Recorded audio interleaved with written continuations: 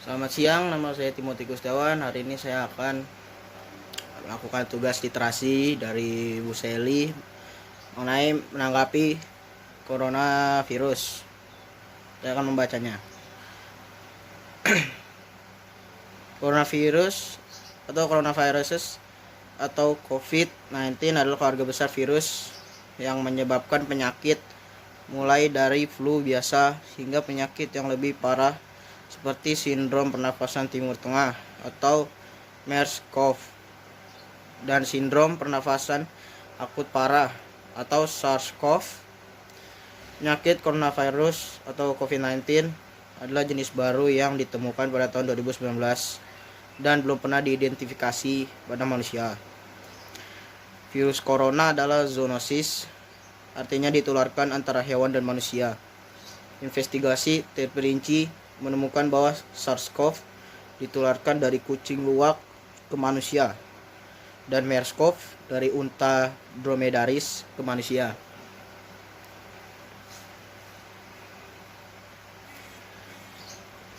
Beberapa coronavirus yang dikenal beredar pada hewan yang belum menginfeksi manusia. Tanda-tanda umum infeksi termasuk gejala pernapasan, demam, batuk, sesak napas, dan kesulitan bernafas. Pada kasus yang lebih parah, infeksi dapat menyebabkan pneumonia, sindrom pernapasan akut, gagal ginjal, dan bahkan kematian.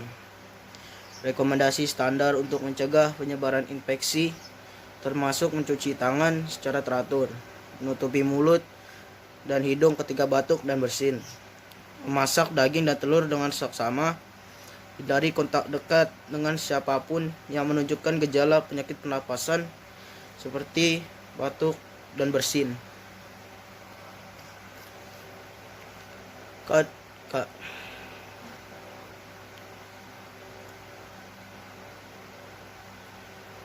Kehadiran virus corona di Indonesia memang disayangkan. Di satu sisi, pemerintah terkesan tidak siap dengan wabah ini.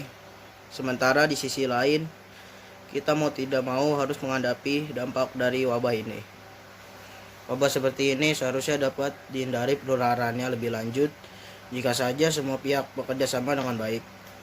Tugas ini tidak hanya milik pemerintah, tapi juga seluruh masyarakat dan swasta.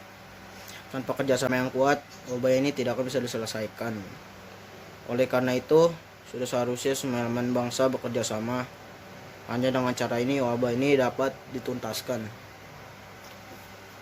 Jumlah orang yang sudah diperiksa spesimen terkait COVID-19 sejauh ini telah mencapai lebih dari 26.500 dan pemerintah menargetkan pemeriksaan sampel sejumlah 300.000 sebulan.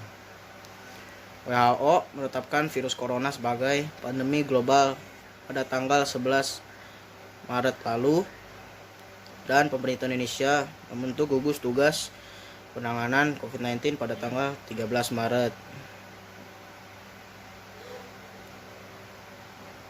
Dalam 1 bulan setelah gugus tugas ini dibentuk, pihaknya antara lain terus meningkatkan kemampuan laboratorium yang semula 3 unit menjadi 12 unit, selanjutnya menjadi 25 unit menuju ke 62 unit, dan diharapkan sampai ada 78 unit lab tersebar di seluruh tanah air. Distribusi tes cepat telah disebarkan sekitar 800.000 ke seluruh Indonesia.